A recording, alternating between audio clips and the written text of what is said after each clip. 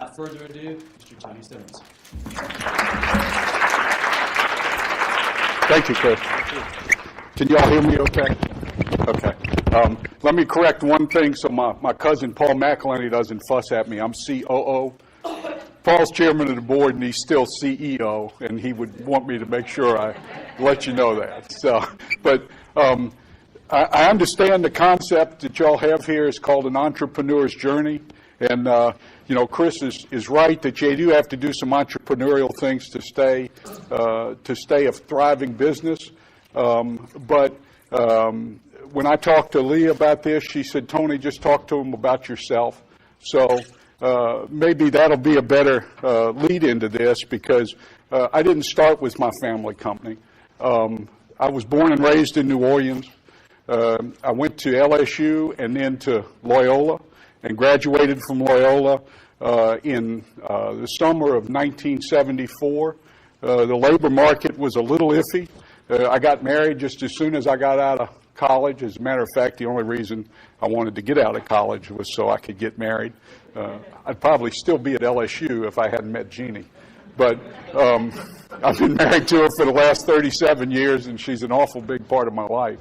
But when I got out of school, I didn't really know what I wanted to do. My father was not in the family business. He actually was an insurance agent in New Orleans. He had, for Pan American Life Insurance, he had the home office agency, and he was dying for me to go in the insurance business with him. But I didn't want to sell life insurance. I watched the way he worked and the nights he worked and all the cold calls and what it takes to be a good life insurance salesman, and said, Daddy, I don't really want to do this. Well, he asked me to take a whole bunch of psychological testing, which I did. And one of the things that they came up with that they thought I would be good at was being in the machinery business. So in 1974, I contacted a number of heavy equipment dealers in Louisiana and also in Texas, and interviewed with the company in Houston. I interviewed with a number of companies, but one of them that I interviewed with was called Manitowoc Coastal States, and they were the distributor for Manitowoc crane products for the South, for Texas, Louisiana, and the lower part of Mississippi. And it was owned by an old West Texas fellow named B.P. Woody. And I went and saw Woody, and he said, well, what do you want to do, son? I said, well, Mr. Woody, I think I want to be a crane salesman. He said, well, what do you know about a crane? I said, Mr. Woody, I don't know anything about a crane. You have to teach me. But he started fussing at me. He said, this ain't a school, son. This is a business. I said, well, I'm sorry, Mr. Woody. He said, well, I tell you what. He said, if you want a job, I'll give you a job. He said, I'll give you a job as a mechanics helper for $3.25 an hour, which was minimum wage. He said, if I get open into my sales department, I'll give you the first shot at it. I took the job. Went to work for Woody. I worked in his service department for a year. After I worked in the service department, he moved me to the parts department. Worked in the parts department for another year. Then he moved me into inside sales, handling all the paperwork and all the coordination between the salespeople and the customers. And then 3 years after I got there, he made me a salesman. So I finally got to be a salesman. I knew a whole lot about cranes by the time he finally let me out the door to go sell something. And I was making a little more than $3.25 an hour by then, too, fortunately. But in 1980, Woody sold the company, and the people that bought the company made me the sales manager. I ended up with 7 salesmen over 3 states. And then in 1993, the people that owned that distributorship for Manitowoc ended up with the distributorship for Southeast Asia. And they asked me to move to Singapore. So my wife and I and my 2 kids left Houston and moved to Singapore. We were in Singapore for 3 years, from 1983 to 1986. Traveled extensively all over Southeast Asia. And in 1985, I had the opportunity to go into China, which was still just barely opening up. in 1985. I think all of y'all have seen pictures of Beijing and during the Olympics and how crowded it was. In 1985, to get into China, you had to have a letter from whoever it was that was sponsoring you in. In my case, it was a steel mill that wanted to buy a crane. And when I got to customs and presented my passport and my letter saying that, I'd been invited in under this, by this steel mill, the customs official in Beijing said, would you like me to put your stamp on a piece of tissue paper? Because he knew that I would not be able to travel into Indonesia and possibly Malaysia if I had a chop in my passport that showed I'd been in China. So very accommodating. They picked me up at the airport. I saw one other car on that interstate highway from the airport to the hotel in Beijing. As a matter of fact, there was only one hotel I could stay at in Beijing in 1985. So the last 25 years have seen an amazing change in China, but I was fortunate enough to be living over there and have an opportunity to see it just as it was starting to open up. I did the same thing in Singapore and in Southeast Asia that I've been doing in Texas. I was selling heavy equipment.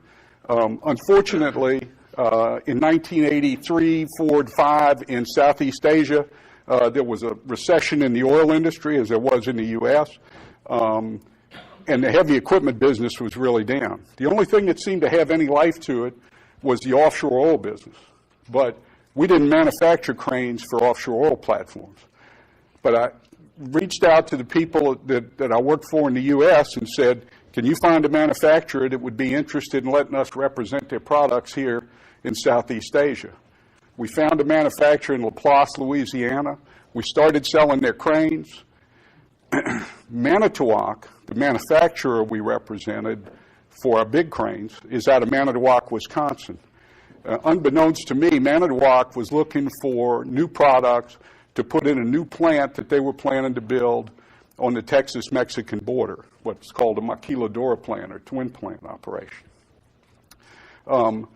About a year after I started selling offshore pedestal cranes in Southeast Asia to help support us, Manitowoc came to me and came to the owners of the company and said, we've got a new plant on the Texas-Mexican border. We've called our product Manitex. If you take the word Manitowoc and you take the word Texas and you push them together, you come up with a word like Manitex. So they introduced a new product line of offshore pedestal cranes called Manitex. We started selling those in Southeast Asia. In 1986, when I came back to the United States, Manitowoc, as a manufacturer, asked me to move to McAllen to be the brand manager for the pedestal cranes they were building and in that plant, McAllen, and in Reynosa, Mexico. So my wife and I and our 2 kids moved to McAllen. We spent 3 years in McAllen from 86 to 90, but a year after I got there, I knew a whole lot about the pedestal crane business. A year after I got there, they came in and said, we've decided we can't make enough cranes in this plant just doing pedestal cranes, so we've decided to start building boom trucks. I don't know if y'all know what a boom truck is, but it's a commercial truck chassis like a Ford or a Chevy, a bigger truck, and then with a crane, a hydraulic crane mounted on it with some outriggers to stabilize it. So they said, you're going to sell them, figure out a distributor organization, put together an advertising program, put together brochures and literature, and then go find a distributor organization to sell this stuff. Let's get going. So I was a marketing, sales, you name it, everything. And we started a new product line called Manitex.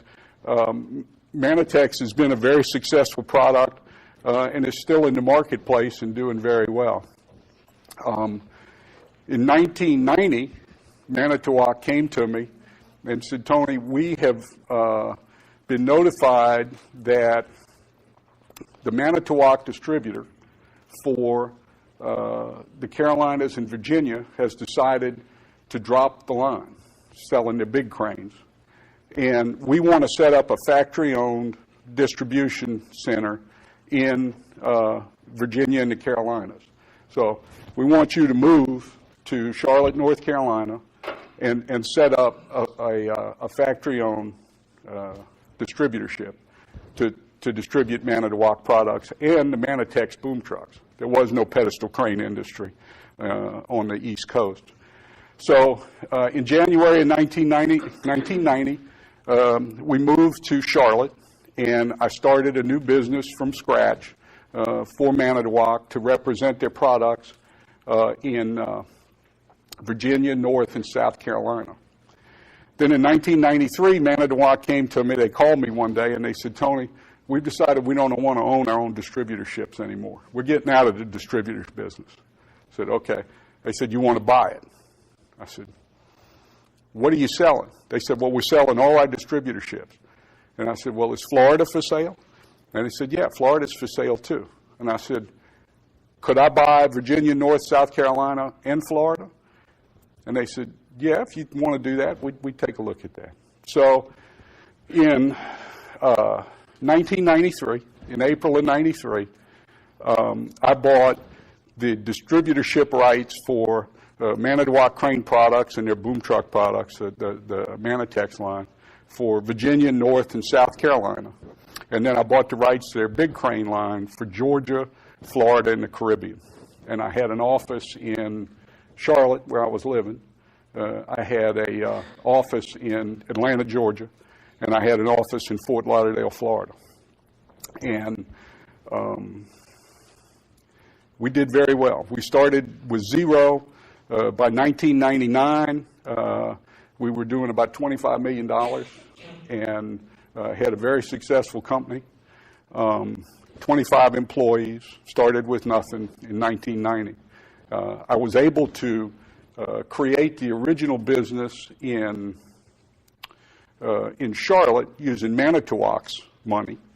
But then in 93, when they decided they wanted out, I didn't have enough money on my own to be able to do this. But fortunately for me, my wife's father was willing to invest in the company and came in and helped me with some of the capital. So I didn't have to go to a bank or go to some outside financing for it. Was able to put it together. And in 1999, Manitowoc called me up. Getting to be a common theme.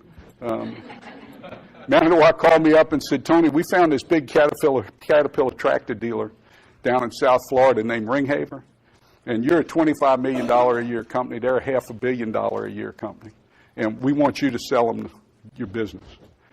Well, I met with the Ringhaver people, and they wanted to own my business a whole lot more than I wanted to own my business.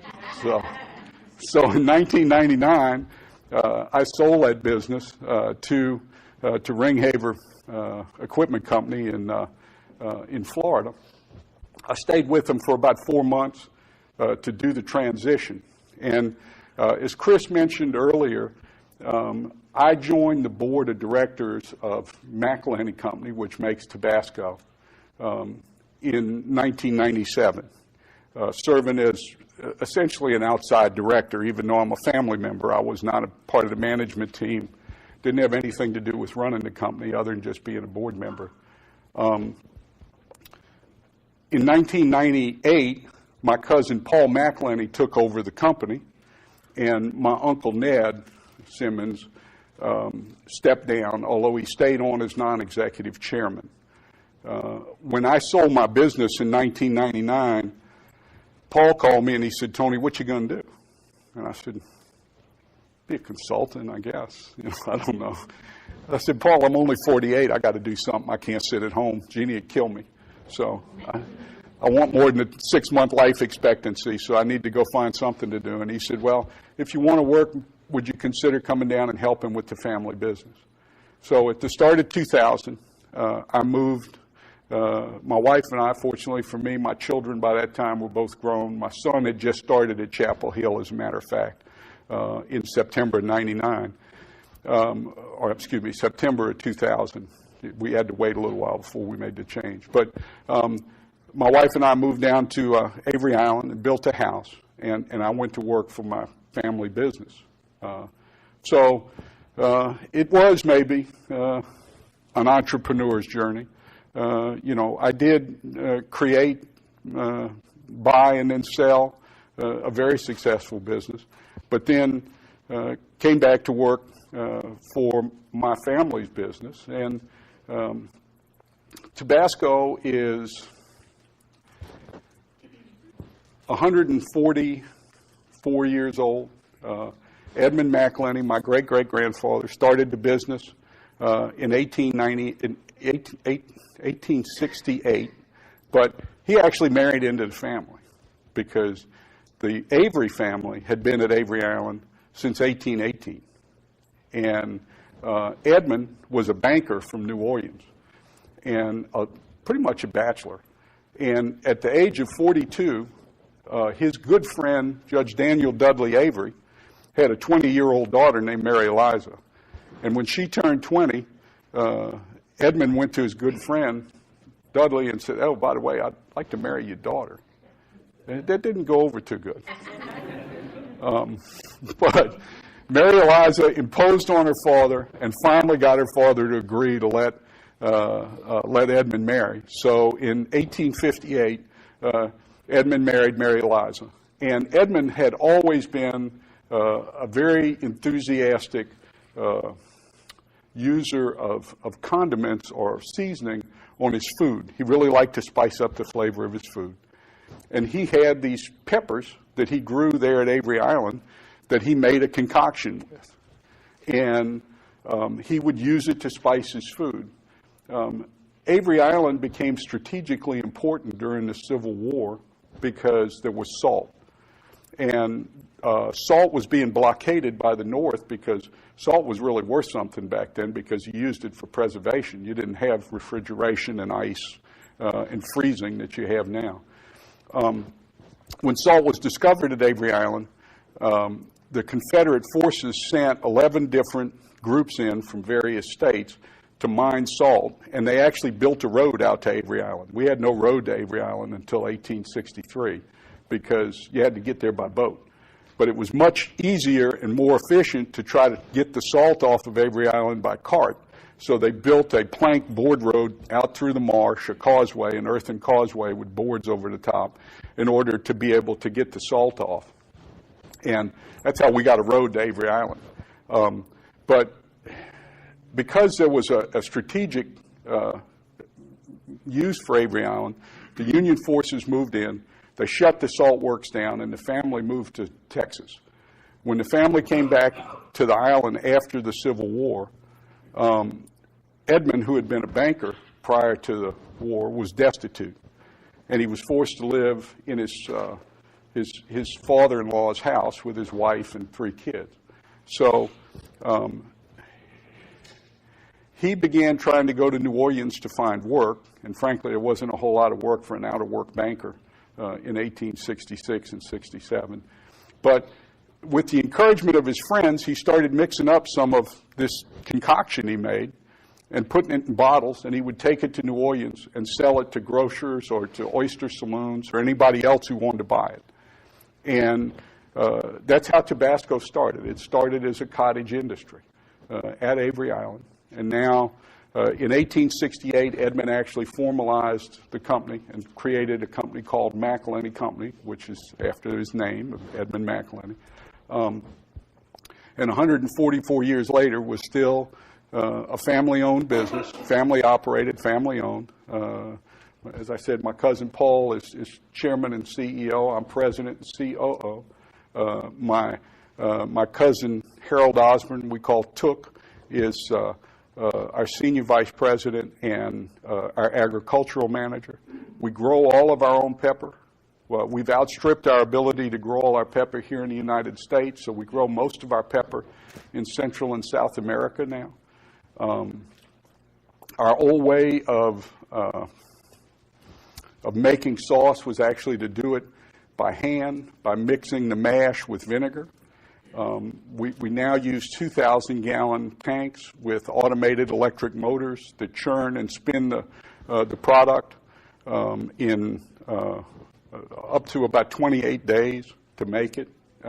We age our pepper in wooden barrels for up to 3 years, and that's never changed. And it makes a huge difference in the flavor and the texture of our product. And we're selling in about 166 countries and bottling in 22 languages or dialects. About 40% of our product is now exported outside the United States. And of the product that does stay in the United States, about 55% actually goes into food service, and only about 45% is sold at retail. I was telling someone earlier, I have people all the time who say, oh, I know your product, but I've never used it. And I say, you go out to eat? Oh, we go out to eat all the time. I say, you have no idea how much Tabasco you've had. Because a huge number of chefs put Tabasco in food in the back. When you cook with Tabasco, it tends to take the heat out. There's a flavor there, and you don't know what that flavor is, but you don't get the heat because the heat tends to cook out when it's heated and cooked. So a lot of chefs use an awful lot of Tabasco back of house in the restaurants, and now more and more you're seeing pepper sauces, hopefully Tabasco, on the table in the front of the house of a restaurant as a condiment. So we work hard at that. We spend a lot of time trying to get restaurateurs to put product on the table. We've created chrome caddies that we give to restaurateurs if they will agree to tabletop our product in the restaurant, because we know if we can get that product on the table, a certain percentage of people, even if they're not pepper sauce users, are sitting at that table looking at that thing and they're saying, I want to try that. I want to try that. And if they like it, then maybe they'll buy it at retail. Maybe they'll go pick it up at the grocery store. So, you know, food service is a big part of our way of trying to get people to experiment and to try the product and be able to continue to expand the usage. We do a lot of advertising, although we do it in flights. We're not big enough and to be able to stay on television all the time or to stay on the radio all the time. So we'll focus around a certain event like the Super Bowl, even though we don't normally do a Super Bowl commercial in the Super Bowl. I think it was $3 million for 30 seconds this year. You know, that's a lot of money. And golly, a lot of the Super Bowl ads I saw this year really weren't worth $3 million, plus the production cost, which are probably $750,000 to $1.5 million to make the commercial, in addition to the money you spent to put it on the air. But we did a lot of promotion work on our new buffalo sauce around the Super Bowl time frame through some various other media outlets. We're doing a lot with social media now. I looked at our Facebook page just before I came over. Tabasco.com. We're up to 702,000 likes on Facebook. We recently launched a new social media game called Tabasco Nation, where you can win prizes.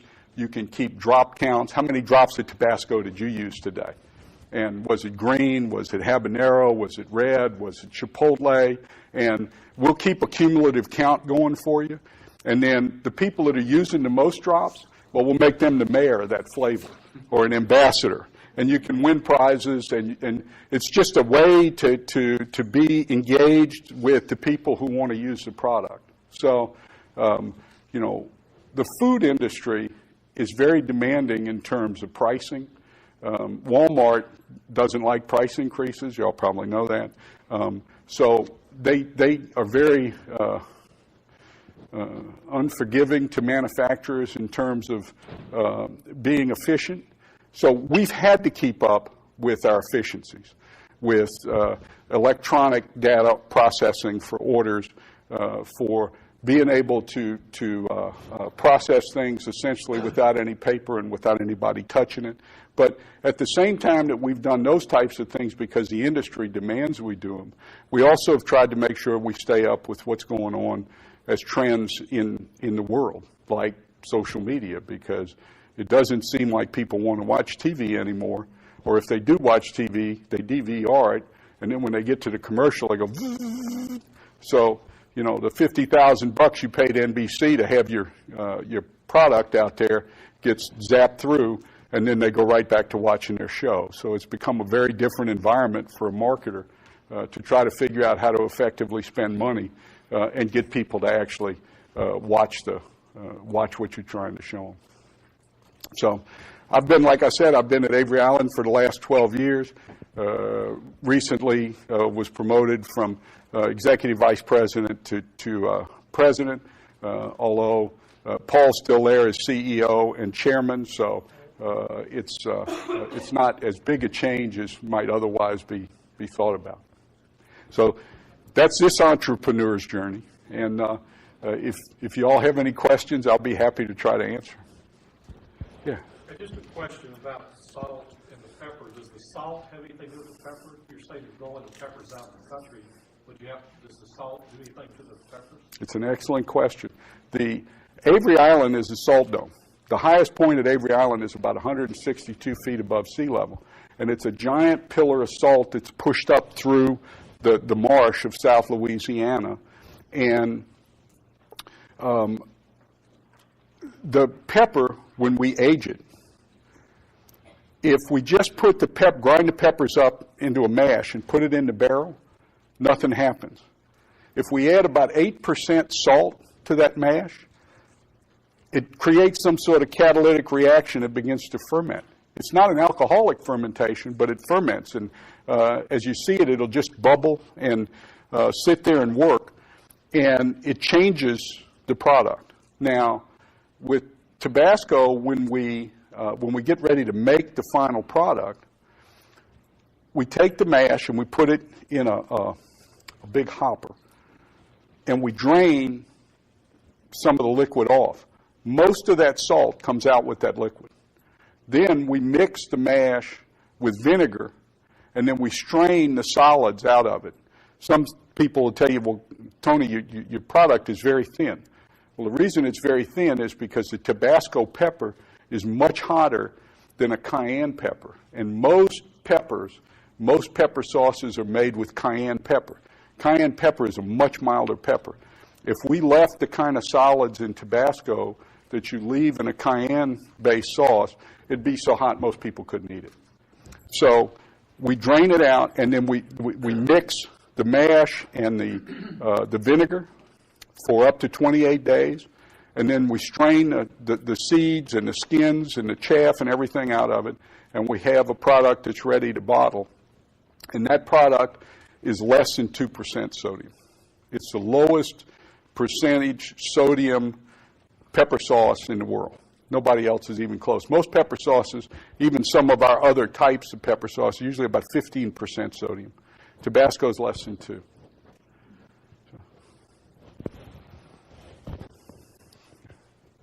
Yeah. Do you see growth opportunities for the Tabasco brand, or are you capacity constrained? You're now producing the peppers outside the U.S. How is that working? If you do see some growth, where would it come from? We grow every year.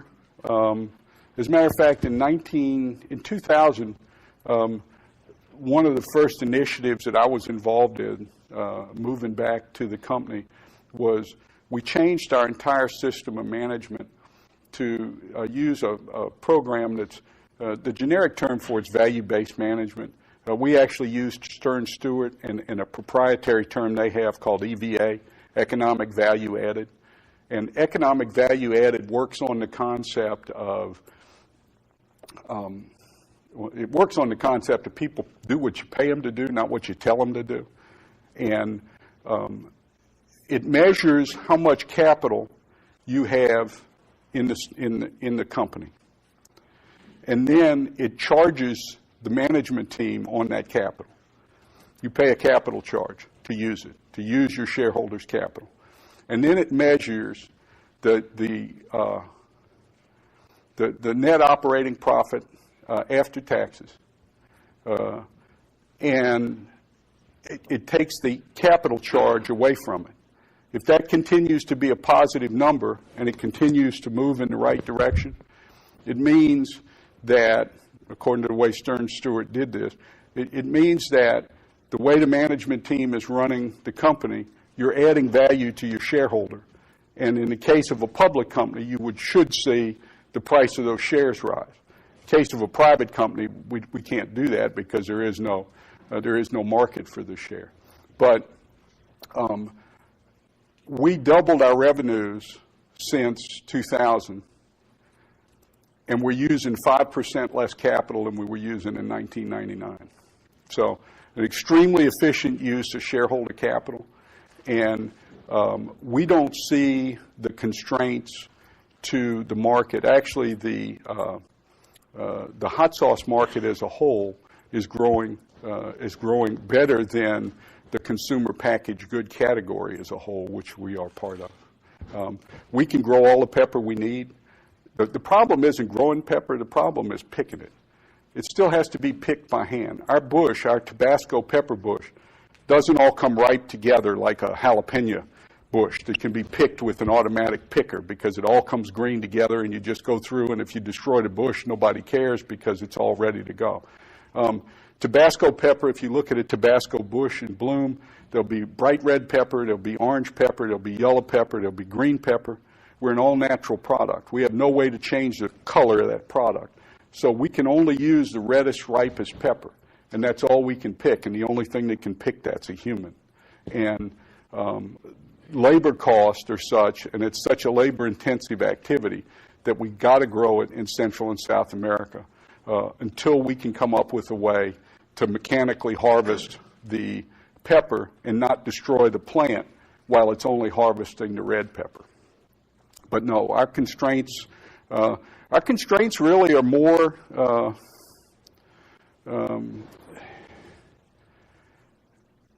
our biggest benefit is our biggest curse, which is everybody knows who we are, and there's a significant segment of the population that says, I associate that so much with heat, I won't try it. I won't put it in my mouth. And getting people to try the product is probably our biggest hurdle. Yes, sir. Being from the New Orleans area, I was a little scared after Hurricane Katrina, what happened to Tabasco. So how did Hurricane Katrina affect anything with Tabasco sauce? Yes, we have a sales and marketing office in New Orleans, and that office had to be closed, and we moved those people to Avery Island. 2 weeks after Hurricane Katrina, there was another storm in Louisiana most people have forgotten about, called Hurricane Rita. And Hurricane Rita did to the western part of Louisiana what Hurricane Katrina did to the eastern part of Louisiana. Our plant at Avery Island is 8 feet 6 inches above sea level. We had 8 feet 2 inches of water on Avery Island during Hurricane Rita. We were 4 inches before the water came in the plant. It was very close, and since it's a food plant, if that water had come in the plant, we'd have been shut for months before we'd have been able to have been put back in operation. What we've done since then is we built our own levee around that plant at Avery Island. Because it's on a slope, Avery Island slopes, and the plant is at 8 feet 6 inches, but the land above it to the south rises. So what we did is we built a levee that's 18 feet 6 inches at the north end across the face, but then as the two walls go in, they go into where the land hits at 18 feet 6 inches. Now, once we built that, we built a giant bowl, so all the water rolling down the hill, when we have to shut the sluice gates, starts to build up behind the levee. So since we built a giant bowl, the worst thing we could do would be to flood ourselves out with a heavy rain. So then we had to put in a pumping system to be able to pump the water out. And we put in two 30-inch dewatering pumps that can pump all the water out. And then the power might go out in a hurricane, so we had to put in a standby generation system to be able to make sure that we could run the pumps. And since I'm a belt and suspenders kind of guy, we put in 2 generators instead of 1, and both of those generators is each capable of running those 2 pumps. So the benefit of that also is that it's also enough standby electrical power to run our plant. So we've had numerous power outages since we completed that project, and we're usually down for less than 15 minutes when Entergy loses power at Avery Island, because then we can go on to standby generators and keep our plant up and running. So. Mm-hmm.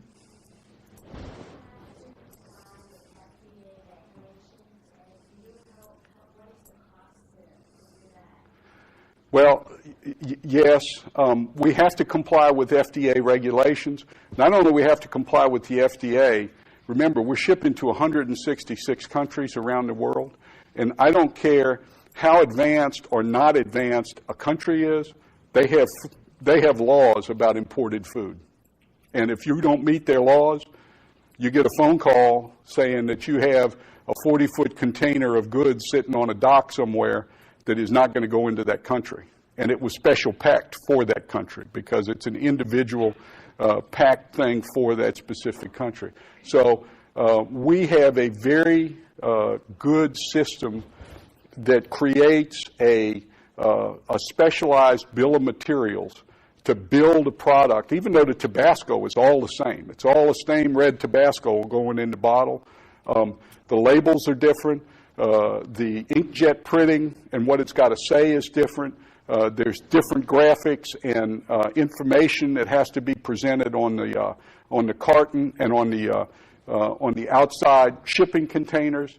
We have to pack it in different ways because pallets in different countries are different sizes and they have to be palletized different ways, and we use computerized palletized machines in order to make sure that we do that the way it needs to be done. But the FDA isn't too hard on us because our product is very acidic. It's about 3.2. The acidity on it's about 3, pH on it's about 3.2. So it's so acidic that almost nothing will grow in it. And it's also why it's so shelf stable. We say it's a best before date of about 3 years from the time you buy it. But it's probably stable for a good bit longer than that. It's just best if you use it within the first 3 years. But because we're so stable, we don't have a lot of issues with the FDA. But we get visited by DEQ, by FDA, it's just an alphabet soup of agencies that have authority to come in and evaluate what we're doing and make sure they're happy with it. So, yes, sir. I saw this ad a few months ago for it, but can you explain about the partnership that you, of course, being from McIlhenny, are you guys tend to get into the alcoholic beverage industry? I know you have the Bloody Mary mix, but can you explain how you got into this partnership with the distillery of the people who distill Southern Comfort? Southern Comfort actually approached us, and they had already worked out a formula to create a fiery pepper. They wanted to call it voodoo pepper or something originally. We didn't like that name, and we worked with them. But the final decision was a fiery pepper. It's a co-brand. One of the biggest uses for Tabasco has always been in Bloody Marys. Tabasco was in the original Bloody Mary recipe.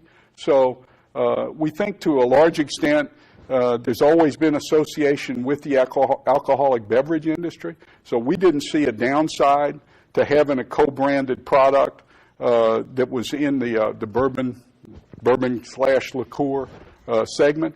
We actually had another Heaven Hill distilleries had created a Tabasco tequila, which was a full brand Tabasco tequila, which they tried.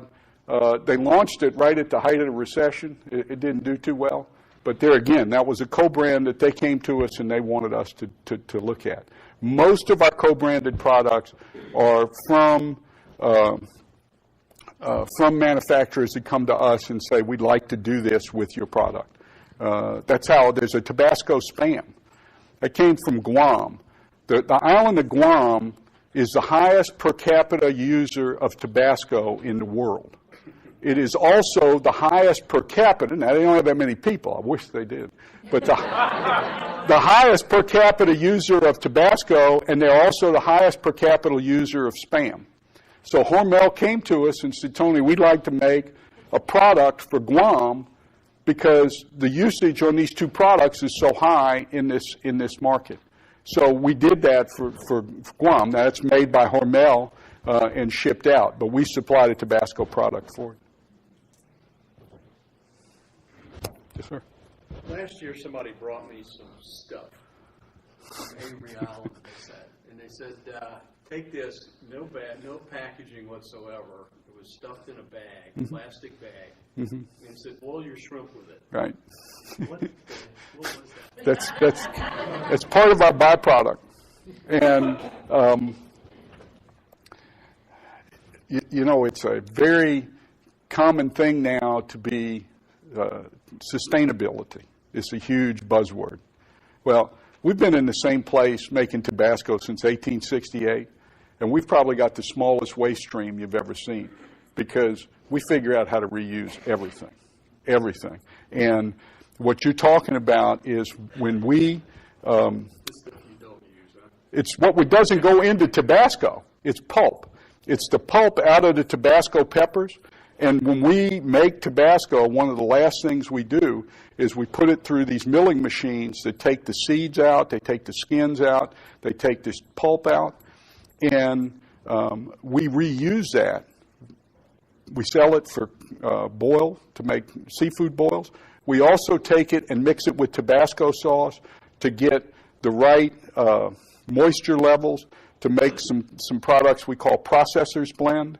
And we sell that to various people for ingredients in other products. There's a huge amount of products out there that have Tabasco in them that just listed as other spices. And they don't try to trade on our name. But we know it's in the product, even though they don't advertise it as being in the product. And it's at a low enough rate that they can just call it other spices. But the pulp is one of those byproducts that we reuse. Our seed, we take the seed that comes out of the process, and we dry it, and then we send it up to a company in Michigan called Calsec. Pungency or heat, when you taste heat in a product, it is measured in what they call Scoville units. And Scoville units is named after the guy who invented the concept. And his basic concept was, how many drops of water do I have to put in this before I can't taste the heat anymore? And the more drops it took, the higher the Scoville rating was. Regular red Tabasco has a Scoville rating. Give you some concept. Regular red Tabasco has a Scoville rating of around 3,000. That's what our normal red Tabasco would be on the Scoville range. Most cayenne-based hot sauces are probably 600 to 800 on the Scoville range. The seed we send to Calsec, they use a process to distill an oleoresin, a capsaicin, which is an active ingredient that has the heat in it. They distill out an oleoresin, a capsaicin, it's 4 million Scoville units. So we could make the hottest pepper sauce in the world with our own product using that oleoresin, a capsaicin. We just don't see the market for it. You know, we don't think there's any point in it. So, but yeah, you know, people talk about these different hot sauces, and that's, you know, we try to keep the level at a reasonable level. What do they do with the stuff that's got the formula? They'll make like analgesic bombs, deep heat, or they'll make like candies where they can, you know, measure a very small amount into a very large batch. Use it very sparingly. You mentioned co-branding. How does that work with like the neckties and T-shirts and that type of thing? Obviously, you're not making those, I presume. Actually, we just have restarted a new line of sportswear called McIlhenny Dry Goods by Tabasco, and we launched it at the PGA show in Orlando a week and a half ago. And we are actually not manufacturing, we're causing the clothes to be manufactured for us. We're doing the distribution and the warehousing, and we have a sales team out there that's on a commission basis that's out selling it to stores. But the neckties, we just buy them, and then we sell them through our catalog, internet, Amazon, whatever. and the country store at Avery Island. If you haven't been to Avery Island, you ought to come see us. You're not that far away. It took me 3 hours and 40 minutes to get up here today. We're out of time, folks, but I appreciate it, and we want to thank you for coming. Thank you.